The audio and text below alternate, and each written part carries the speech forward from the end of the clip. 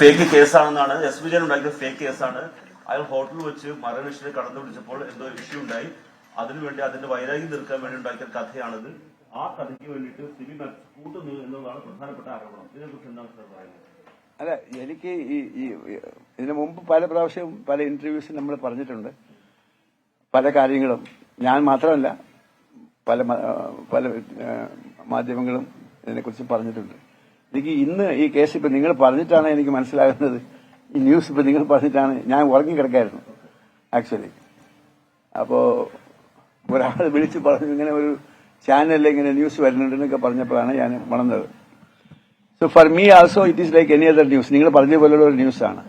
എന്നിട്ട് എനിക്ക് പറയാനുള്ളത്, ഇതിപ്പോ ട്രയൽ തുടങ്ങിയിട്ട് 26-ാം തീയതി തുടങ്ങുമെന്നൊക്കെ പറഞ്ഞു കേട്ടു. ജൂലൈ 26 അല്ലേ? ഈ കേസിൽ പ്രധാനപ്പെട്ടെന്ന് പറഞ്ഞു കഴിഞ്ഞാൽ 5 പ്രതികളാണെന്ന് ആദ്യഘട്ടത്തിൽ തന്നെ സിബിഐ കണ്ടെത്തുന്നു. അത് ഇതിന് മുമ്പേ ഒരാഴ്ചക്ക് മുമ്പേ വന്നിരുന്നതാണ് കുറ്റപത്രം വരുന്നതും. ഇത്തരത്തിൽ സാറിനെതിരെയുള്ള ഒരു പീഡനം അല്ലെങ്കിൽ സാറിനെ ഉപദ്രവിച്ചു എന്നുള്ള കാര്യങ്ങളൊക്കെ പുറത്തു വരുന്നത് ചാർജ് ഷീറ്റിലൂടെ.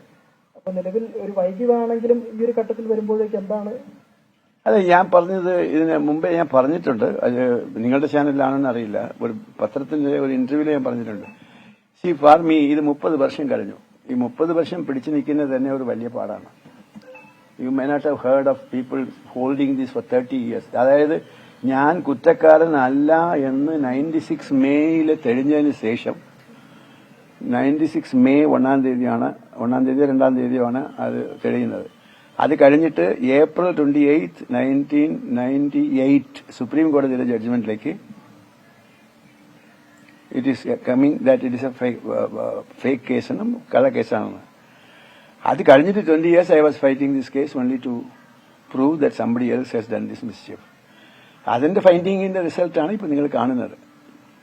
പിന്നെ അതിനെക്കുറിച്ച് എനിക്ക് പറയാനൊന്നുമില്ല. എനിക്ക് പറയാനായിട്ട് ഒരു പേഴ്സണൽ ഒപ്പീനിയൻ ഉള്ളത്, അത് ഈ സന്ദർഭത്തിൽ ഞാൻ ഉപയോഗിക്കുകയാണ്. അതായത് ഈ കേസിനകത്ത് എന്റെ ജോലി കഴിഞ്ഞു. എനിക്കിതിനകത്ത് ഇനി ഒരു ജോലിയില്ല. എന്റെ ജോലി എന്ന് വെച്ചാൽ ഞാൻ കുറ്റക്കാരനല്ല എന്ന് നിരൂപിക്കേണ്ട ഒരു ചുമതല എനിക്കുണ്ടായിരുന്നു. It was A compulsory. അത് കഴിഞ്ഞു. അത് കഴിഞ്ഞിട്ട് ഞാൻ കുറ്റം ചെയ്തില്ല എന്ന് വെച്ചാൽ വേറെ ആരാണ് ഇത് ചെയ്തത്, എന്തുകൊണ്ടാണ് ചെയ്തത് എന്നുള്ളത് അതിനുവേണ്ടി ഒരു 20 years ഞാൻ ഫൈറ്റ് ചെയ്തു. 20 years was too long a period. കണ്ടമാനം സമയമാണ്.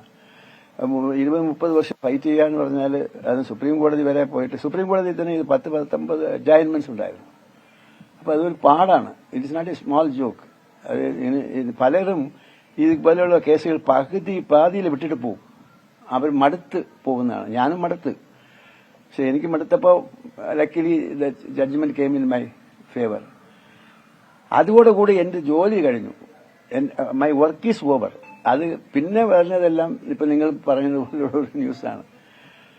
ഇനി ഇതിന് റിസൾട്ടിന്റെ ഔട്ട്കം എന്താണുള്ളത് നമ്മൾ കണ്ടെത്തുകയാണ്. എനിക്ക് സത്യം പറഞ്ഞ യു മസ്റ്റ് ബിലീവ് മീ, ഞാനിത് പറയുന്നതിന് എന്താണെന്ന് വെച്ചാൽ ഇത് ഒരു ടിപ്പിക്കൽ കേസാണ്. അതായത് ഒരു police atrocities against an individual വരികയാണെങ്കിൽ അതിന് റിയാക്ട് ചെയ്യാനായിട്ട് പലരും മടുക്കുകയോ അല്ലെങ്കിൽ അതുവരെ ചെയ്തിട്ടില്ല. ഞാനത് ചെയ്തിട്ടുണ്ട്. അത് സുപ്രീം കോടതിയിലെ ഒരു ജഡ്ജ്മെന്റ് തന്നെ വന്നിട്ടുണ്ട്. ആ ജഡ്ജ്മെന്റിനകത്ത് ക്ലിയർ ആയിട്ട് പറയുന്നുണ്ട് എന്തൊക്കെയാണ് ഇതൊക്കെ ചെയ്യാവുന്നുള്ളത്. They have use special powers അതൊക്കെ. അപ്പൊ അങ്ങനെ വന്നതിന് ശേഷം എന്റെ ജോലി കഴിഞ്ഞെന്ന് ഞാൻ പറയാൻ കാരണം ആ ജഡ്ജ്മെന്റിനോട് കൂടെ എന്റെ ജോലി കഴിഞ്ഞു. ഇനി ഇവർക്ക് പനിഷ്മെന്റ് കിട്ടിയാലും കിട്ടിയില്ലെങ്കിലും ആസ് എൻ ഇൻഡിവിജ്വൽ നമ്പിനാരായണൻ എന്നുള്ള ഒരു വ്യക്തിക്ക് ഇതിനകത്ത് യാതൊരു പ്രശ്നവുമില്ല. എനിക്ക് സത്യം പറഞ്ഞാൽ അവർ ആൾറെഡി പനിഷ്ഡാണ്. ഇതിനകത്ത് എനിക്കിനി പനിഷ് ചെയ്യാനായിട്ടോ ഇനി already they are the sufferers. ഇവർ വേറെ ഫിലോസഫിക്കലായിട്ടാണെങ്കിൽ ഒരു കാര്യം പറയാം. അതായത് നമ്മൾ ഫൈനൽ ജഡ്ജ്മെന്റ് ഡേ എന്ന് പറയുമല്ലോ. ഈ ഫൈനൽ ജഡ്ജ്മെന്റ് നമ്മൾ പറയുന്നത് ഈശ്വരന്റെ മുമ്പിലാണ്. അവിടെ ആർക്കും കള്ളം പറഞ്ഞു നിൽക്കാൻ ഒക്കില്ല. അവിടെ വാദിപ്രതികൾ ആ പ്രശ്നങ്ങളോ പ്രോസിക്യൂഷനോ അതൊന്നുമില്ല. ആ വിശ്വാസം എനിക്ക് ഉണ്ടായിരുന്നു. അതിന്റെ അർത്ഥം ഞാൻ വിചാരിച്ചത് എന്റെ ജീവിതകാലത്തിൽ തന്നെ ഇതിന്റെ ജഡ്ജ്മെന്റ് ഫേവറബിൾ ആയിട്ട് വരും എന്ന് എനിക്ക് വിശ്വാസം ഉണ്ടായിരുന്നാലും സംശയം ഉണ്ടായിരുന്നു. കാരണം നീണ്ടു പോകുന്നുണ്ട്. പിന്നെ ഒരു ജഡ്ജ്മെന്റ് വന്നു. ജീവിച്ചിരിക്കുന്നത് കൊണ്ട് സന്തോഷം. ഇപ്പോൾ ഈ സിബിമത്ത് അടക്കമുള്ള ഉദ്യോഗസ്ഥർ നാളെ ഈ കേസിൽ ജയിൽ പോകേണ്ട ഒരു സിറ്റുവേഷൻ വന്നാൽ താങ്കൾ അങ്ങനെ ആഗ്രഹിക്കുന്നുണ്ട് ഒരു ജയിൽ പോകണം? സത്യം പറയട്ടെ, എനിക്ക് അവർ പോകണമെന്ന് ഒരു ആഗ്രഹം ഒന്നുമില്ല. അവരുടെ മനസാക്ഷി അനുസരിച്ച് അവർ ചെയ്തതിലുള്ളത് തെറ്റ് എന്ന് അവർക്ക് തോന്നുകയാണെങ്കിൽ അവർ വേറെ ഒന്നും പറയണ്ട. എന്നെ സന്തോഷിപ്പിക്കാനായിട്ട് ഞങ്ങൾക്ക് ഒരു അബദ്ധം പറ്റിയെന്ന് പറഞ്ഞാൽ പോലും മതി, വേറെ ഒന്നും പറയണ്ട, മാപ്പ് പോലും ചോദിക്കണ്ട. സാറേ ഞങ്ങൾക്കൊരു അബദ്ധം പറ്റി, എല്ലാവരും മനുഷ്യരല്ലേ, എല്ലാവർക്കും അബദ്ധം പറ്റാമല്ലോ, ഒരു അബദ്ധം പറ്റിയെന്ന് പറയുകയാണെങ്കിൽ എനിക്ക് മോർ ദൻ ഹാപ്പി. എനിക്ക് ഇവർ ജയിലിൽ അയച്ചിട്ട് എനിക്ക് തന്നെ ഇടാനായിട്ട് ഈ വയസ്സിൽ ഞാൻ ആരാണ് ഇവർ ജയിലിൽ ഞാൻ കുറ്റക്കാരനല്ല എന്ന് നിരൂപിക്കണമെന്നുള്ള ഒരു നിർബന്ധം എനിക്കുണ്ടായിരുന്നു. അത് ഞാൻ ചെയ്തില്ലേ ഒക്കുള്ളൂ. അത് കഴിഞ്ഞിട്ട് വന്ന ബൈ പ്രോഡക്റ്റാണ് ഇവർ, അതാണ് ഇത് വന്നത്. ഇതിൽ മറ്റൊരു പ്രധാനപ്പെട്ട കാര്യം ഈ കുറ്റപത്രത്തിൽ പറയുന്നത് സിബി മാത്യൂസിന് വേണ്ടി അന്ന് CA KK ജോഷ ഫേക്ക് ഡോക്യുമെന്റ്സ് ഉണ്ടാക്കിയെന്നാണ് താങ്കളെ ഇതിൽ ഉൾപ്പെടുത്താൻ വേണ്ടിയിട്ട് ഒരു വ്യാജരേഖ ഉണ്ടാക്കി ആ സിബി മാത്യൂസിന്റെ അറിവോടുകൂടി അന്നത്തെ CA വിജയൻ ഉണ്ടാക്കിയെന്നാണ് ഈ കുറ്റപത്രത്തിൽ കണ്ടെത്തിയിരിക്കുന്നത്. വളരെ സീരിയസ് ആയിട്ടുള്ള കാര്യമല്ല അത്. എല്ലാം സീരിയസ് തന്നെ. ഞാൻ ഇതിനകത്ത് ചാർജ് ഷീറ്റ് ഞാൻ കണ്ടിട്ടില്ല, നിങ്ങൾ പറയുന്നതാണ് ഞാൻ കേൾക്കുന്നത്. ഞാൻ കേൾക്കുന്നത്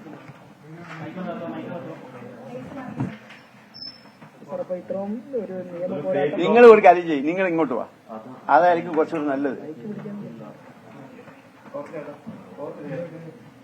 നിങ്ങളുടെ ചാനലിലെ റിപ്പോർട്ടർ ചാനലില്ല, റിപ്പോർട്ടർ ചാനലിലേക്ക് 6 മണിക്കൂർ ഞാൻ സംസാരിക്കായിരുന്നു. അതുകൊണ്ട് ഇനി വേണ്ട.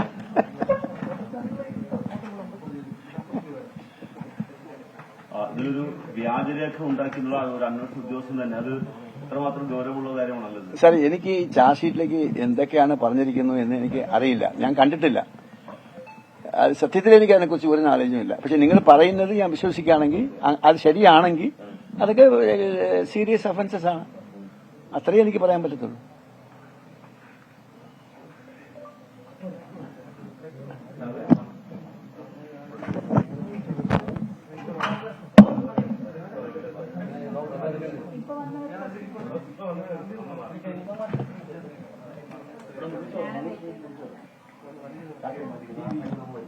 CBI കുറ്റപത്രത്തിലെ വിശദാംശങ്ങളോട് പ്രതികരിക്കുകയായിരുന്നു. ആ കുറ്റപത്രത്തിന്റെ വിവരങ്ങൾ ഇന്ന് പുറത്തു വന്ന സാഹചര്യത്തിൽ അതിനോട് പ്രതികരിക്കുകയായിരുന്നു നമ്പിനാരായണൻ. തന്റെ ആഗ്രഹം താൻ ജീവിച്ചിരിക്കുന്ന കാലത്ത് തന്നെ അതിന്റെ വിധി വരണമെന്നതായിരുന്നു. താൻ കുറ്റക്കാരനല്ല എന്ന് തെളിയിക്കുക ആയിരുന്നു വ്യക്തിപരമായ തന്റെ ഉത്തരവാദിത്തം. അത് പൂർത്തിയായി. ഇനി ഈ പ്രതികൾ ശിക്ഷിക്കപ്പെട്ടാലും ഇല്ലെങ്കിലും അത് ശ്രദ്ധിക്കുന്നില്ല, അല്ലെങ്കിൽ അത് തന്നെ ബാധിക്കുന്ന കാര്യമല്ല. മാപ്പ് പറയണമെന്ന് പോലുമില്ല പ്രതികൾ. പക്ഷേ അബദ്ധം പറ്റിയതാണെങ്കിൽ അത് തുറന്ന് സമ്മതിക്കാനുള്ള മനസ്സ് കാണിച്ചാൽ മതി എന്നതാണ് അദ്ദേഹത്തിൻ്റെ പ്രതികരണം. പോലീസ് കസ്റ്റഡിയിൽ നമ്പിനാരായണനെ മർദ്ദിച്ച് മൃതപ്രായനാക്കി എന്ന കണ്ടെത്തൽ ഉൾപ്പെടെ CBIയുടെ കുറ്റപത്രത്തിലുണ്ട്. അതിന്റെ വിശദാംശങ്ങളാണ് ഇന്ന് വന്നത്. ഈ ചാരക്കേസ് തന്നെ കൂടുതൽ പ്രതികരണം ബോധ്യപ്പെട്ടു, കള്ളക്കേസാണ്. അപ്പൊ ഞാനോട് സംസാരിക്കാമോ എന്ന് ചോദിച്ചപ്പോൾ നിങ്ങൾ റിസീവ് ചെയ്ത് പോയല്ല, ഞാൻ പറഞ്ഞു പുറത്തിറങ്ങി പോകാൻ പറഞ്ഞു. പിന്നെ കുറെ നേരം കഴിഞ്ഞിട്ട് അവസാനം 2 ദിവസം കഴിഞ്ഞിട്ട് ഞാൻ സംസാരിച്ചപ്പോൾ ആ പുള്ളി ഉണ്ടാക്കിയ പ്രോഗ്രാമാണ് കണ്ണാടി. ആ കണ്ണാടി എന്നുള്ള പ്രോഗ്രാമാണ് ഈ കേസിന്റെ കംപ്ലീറ്റ് ഇത് മാറ്റി കൊണ്ടുവന്നത്. അത് അത്ര കൺവിൻസിംഗ് ആയുള്ള ഇന്റർവ്യൂ ആയിരുന്നു അത്. അതായത് സാധാരണഗതിയിലെ കണ്ണാടി പ്രോഗ്രാം 23 നിമിഷം വരും, 7 നിമിഷം അഡ്വർടൈസ്മെന്റ് ഉണ്ടാവും. ഇത് ഞാൻ ചില കണ്ടീഷൻസ് പറഞ്ഞു, അൺഎഡിറ്റഡ് ആയിരിക്കണം, ഇടയ്ക്ക് ഇന്ററപ്റ്റ് ചെയ്യാൻ പാടില്ല, അങ്ങനെയുള്ള കാര്യങ്ങളൊക്കെ എല്ലാം വെച്ചിട്ടാണ് അത് 31 മിനിറ്റ് ഇന്റർവ്യൂ അൺഎഡിറ്റഡ് ആയിട്ട് വിത്തൌട്ട് അഡ്വർടൈസ്മെന്റ് അങ്ങേര് പബ്ലിഷ് ചെയ്തു. അതുകൊണ്ട് എനിക്ക് അങ്ങേരിപ്പോ ജീവിച്ചിരിപ്പില്ല, വലിയ കടപ്പാടുണ്ട്. എല്ലാ മീഡിയാവും ചെയ്തിട്ടുള്ള അനീതിക്ക് ആ ഒരാളും മാത്രം അല്ലേ ചെയ്തു. അതാണ് ടേണിംഗ് പോയിന്റ്, അതാണ് റിയലി ടേണിംഗ് പോയിന്റ്.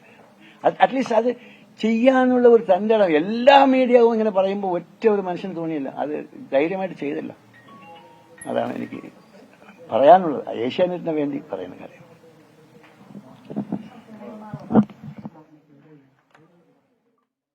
ചാരക്കേസുമായി ബന്ധപ്പെട്ട CBI കുറ്റപത്രം അതിന്റെ വിശദാംശങ്ങൾ പുറത്തു വന്നതിനോട് പ്രതികരിക്കുകയായിരുന്നു നമ്പിനാരായണൻ. ഏതാണ്ട് 3 പതിറ്റാണ്ടോളം നീണ്ട തന്റെ നിയമ പോരാട്ടം, അതിനൊടുവിൽ ഈ കുറ്റക്കാരെന്ന് കണ്ടെത്തുമ്പോൾ അവർക്കെതിരെ ചാർജ് ഷീറ്റ് സമർപ്പിക്കുമ്പോൾ തനിക്കതിൽ പ്രത്യേകിച്ച് സന്തോഷമോ ഒന്നുമില്ല. ഇവർക്ക് എന്ത് ശിക്ഷ കിട്ടിയാലും അത് ഇനി ശിക്ഷിക്കപ്പെടണമെന്ന് പോലും താൻ ആഗ്രഹിക്കുന്നില്ല. പക്ഷേ അബദ്ധം പറ്റിയാണ് തനിക്കെതിരായ നടപടി സ്വീകരിച്ചതെങ്കിൽ അത് തുറന്നു പറഞ്ഞാൽ തന്നെ തീരും തൻ്റെ സങ്കടം എന്ന് അദ്ദേഹം പറഞ്ഞു വെക്കുകയായിരുന്നു. ഷഫീദ് റാവുത്തർ ചേരുന്നുണ്ട് വിശദാംശങ്ങളുമായി. ഷഫീദ്, ഏറെ രാഷ്ട്രീയ കോളിളക്കം സൃഷ്ടിച്ച ഒരു കേസ്, അതിൽ CBIയുടെ കുറ്റപത്രം വരുമ്പോൾ മുൻപ് നടന്ന അന്വേഷണങ്ങളിൽ നിന്ന് പുതുതായി എന്തൊക്കെ കണ്ടെത്തലുകൾ അതിൽ വരുന്നു? നമ്പി നാരായണൻ അതിനോട് പ്രതികരിക്കുന്നത് എങ്ങനെ? ചാരക്കേസ് ഗൂഢാലോചന സംബന്ധിച്ച് അത് കെട്ടിച്ചമച്ചതാണെന്നുള്ള കൃത്യമായ കാര്യം CBI കുറ്റപത്രത്തിൽ പറയുന്നുണ്ട് എന്നുള്ളതാണ് ഏറ്റവും പ്രധാനപ്പെട്ടത്. മാത്രവുമല്ല, ഇക്കാര്യത്തിൽ S. വിജയന്റെ അടക്കം പങ്ക്, അവർ നടത്തിയ ഇടപെടൽ ഉൾപ്പെടെയുള്ള കാര്യങ്ങളിൽ വളരെ വിശദമായി തന്നെ കാര്യങ്ങൾ കുറ്റപത്രത്തിൽ പരാമർശിക്കുന്നുണ്ട്. CI ആയിരുന്ന S. വിജയന്റെ സൃഷ്ടിയാണ് ചാരക്കേസ് എന്നാണ് CBI കണ്ടെത്തൽ. ഈ S. വിജയൻ ഹോട്ടലിൽ വെച്ച് കടന്നുപിടിച്ചത് മറിയം റഷീദ് തടഞ്ഞതാണ് വിരോധ കാരണമായി CBI ചൂണ്ടിക്കാണിക്കുന്നത്. ആദ്യം അറസ്റ്റ് ചെയ്ത ദിവസങ്ങൾ കഴിഞ്ഞാണ് ചാരക്കേസ് രജിസ്റ്റർ ചെയ്തെന്ന് പോലും ഈ കുറ്റപത്രത്തിൽ പറയുന്നുണ്ട്. കോടതി വീണ്ടും കസ്റ്റഡിയിൽ നൽകാതിരുന്നതിനെ തുടർന്ന് ചാരക്കേസ് രജിസ്റ്റർ ചെയ്തു.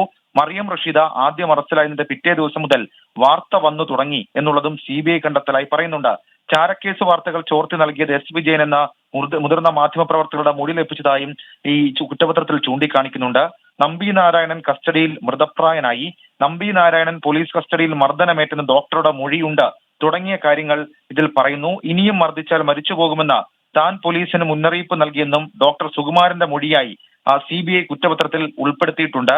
അവശനായ നമ്പി നാരായണന് ചികിത്സ വേണമെന്ന് പറഞ്ഞത് ജോഷ്വ എന്ന റിട്ടയർഡ് SP ബേബി ചാൾസിന്റെ മൊഴിയും CBI കുറ്റപത്രത്തിൽ ഉൾപ്പെടുത്തിയിട്ടുണ്ട്. അങ്ങനെ ഈ ഗൂഢാലോചന സംബന്ധിച്ച അല്ലെങ്കിൽ കെട്ടിച്ചമച്ച കാര്യങ്ങളെ കുറിച്ചിട്ടുള്ള കൃത്യമായ വിവരങ്ങളും മൊഴിയുമാണ് CBI കുറ്റപത്രത്തിൽ പറയുന്നത്. ഇതിൽ നമ്പി നാരായണന്റെ പ്രതികരണം നമ്മൾ കേട്ടതാണ്. അദ്ദേഹം പറഞ്ഞത് 30 വർഷത്തിലധികം നീണ്ട നിയമ പോരാട്ടത്തിൽ താൻ ആകെ പ്രതീക്ഷിച്ചിരുന്നത്, തന്റെ ജോലി എന്ന് പറയുന്നത് താൻ ഇതിനകത്തൊരു തെറ്റ് ചെയ്തിട്ടില്ല എന്ന് തെളിയിക്കുകയായിരുന്നു. അത് തെളിയിച്ചു. അതിനുശേഷം പ്രതികൾക്കിനി ശിക്ഷ ലഭിച്ചാൽ, അതായത് ഗൂഢാലോചന സംബന്ധിച്ച് കേസ് കെട്ടിച്ചമച്ചത് സംബന്ധിച്ച് പ്രതികൾക്കിനി ശിക്ഷ ലഭിച്ചാലും ഇല്ലെങ്കിലും തനിക്കൊന്നുമില്ല.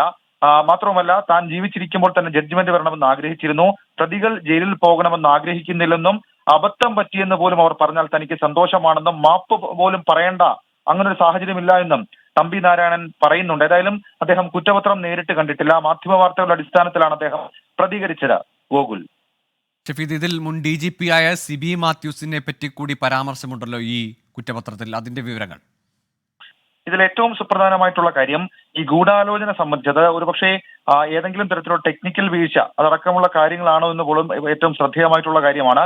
അതടക്കമുള്ള കാര്യങ്ങളിലാണ് ഇതുമായി ബന്ധപ്പെട്ട വിമർശനങ്ങൾ വരുന്നത്. മാത്രമല്ല, സിബി മാത്യൂസ് അടക്കമുള്ള ആളുകൾ ഇതിൽ നടത്തിയിരിക്കുന്ന ടെക്നിക്കൽ വീഴ്ച ഉൾപ്പെടെയുള്ള കാര്യങ്ങൾ നേരത്തെ തന്നെ ഈ കോടതിയുടെ പരിഗണനയിൽ ഈ വിഷയം ഇരിക്കുമ്പോൾ തന്നെ CBI അന്വേഷണം അല്ലെങ്കിൽ CBIയുടെ മൊഴിയെടുക്കൽ തന്നെ നമ്പി നാരായണൻ ചില കാര്യങ്ങൾ ഉന്നയിച്ചിരുന്നു. അതിന് പിന്നാലെയാണ് ഇതുമായി ബന്ധപ്പെട്ട വീണ്ടും CBI അത് കേന്ദ്രീകരിച്ച് അന്വേഷണം നടത്തിയത്.